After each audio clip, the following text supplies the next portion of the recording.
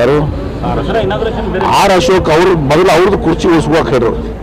ಡೆಲ್ಲಿಗೂ ಕೂತಿದ್ರು ಆರ್ ಅಶೋಕ್. ದಸರಾ ಒಳಗೆ ಅವ್ರ ಕುರ್ಚಿ ಬದಲಾವಣೆ ಆಗುತ್ತದೆ, ಅವ್ರು ತಮ್ಮದು ಹಿಡಿಬೇಕು. ಅವ್ರು ಆರ್ ಅಶೋಕ್ ಅವ್ರ ಕುರ್ಚಿ ಬದಲಾಗ್ತಿರ್ಬೇಕು ಬಹುಶಃ. ತಮ್ಮ ಕುರ್ಚಿ ಬಿಟ್ಟಿದ್ದಾರೆ. ತಮ್ದು ಅವ್ರಿಗೆ ಇಲ್ಲ, ಬೇರೆಯವ್ರದ್ದು ಕುರ್ಚಿ ಬಗ್ಗೆ ವಿಚಾರ ಮಾಡ್ತಾರೆ ಸರ್. ಬೆಳವಣಿಗೆ ನಿಜ ಯಾವುದು ಯಾವ ರೀತಿ ಅಂಥದ್ದು ಯಾವುದೂ ಕೂಡ ಇಲ್ಲ. ನಮ್ಮ ಪಕ್ಷದಲ್ಲಿ ಯಾವುದೇ ಊಹಾಪೋಹ, ಯಾರದೇ ಹೇಳಿಕೆಗಳಿಗೆ ಯಾವುದೇ ಬೆಲೆ ಇಲ್ಲ.